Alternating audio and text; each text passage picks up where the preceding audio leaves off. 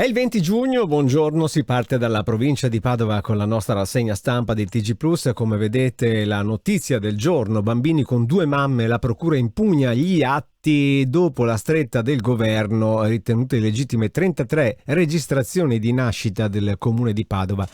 C'è una madre di troppo, Giordani, abbiamo agito nell'interesse delle persone, Zan dice una crudeltà. Poi questi sono naturalmente i personaggi che noi andremo a cercare anche nell'approfondimento di Focus. Droga in città, smascherata a banda di trafficanti, sequestrati 42 kg di cocaina ed eroina, 4 sono gli arresti. Attacco hacker alla Blaunter, rete bloccata, rischio di estorsione. E poi lite in strada per la precedenza, pugno in testa, è gravissimo. Questa è un'altra notizia che troveremo un po' in tutti gli altri giornali. Andiamo a vedere il Gazzettino, Electrolux strategica, useremo i poteri speciali.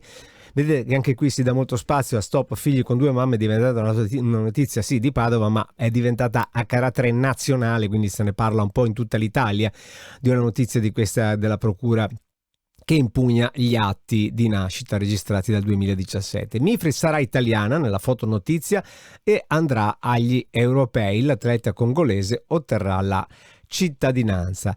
E la diagnosi dei medici, malata per colpa dei bulli. Sono queste situazioni, poi anche qui ci sono molti spazi per gli approfondimenti, diventano particolarmente interessanti. Sul Corriere del Veneto, per i trasporti un'estate di rincari, incrementi del 20% sui biglietti e abbonamenti penalizzati soprattutto gli studenti. E nella fotonotizia naturalmente la notizia del giorno, vedete che è cerchiato Giordani, la procura annullare le 33 iscrizioni anagrafiche del sindaco, il PM no ai bimbi con due mamme, ma Giordani non si arrende. Poi naturalmente noi cercheremo anche Giordani. Questa mattina CTV parte la rivoluzione digitale, un'occhiatina la diamo anche alla pagina di Padova, prende il via la quinta edizione di Girovagarte, questa è la pagina di Padova di Notizie Plus. Codevigo ha rubato un monopattino con il localizzatore, quindi è stato fregato, quindi beccato subito dai carabinieri, e poi continuano i controlli in stazione di Padova con arresti e fermi. Insomma, i padovani si sono sempre lamentati che la stazione di Padova è poco controllata, adesso comincia a essere controllata anche questa. Comunque queste altre notizie sì, per tutta la giornata anche da noi.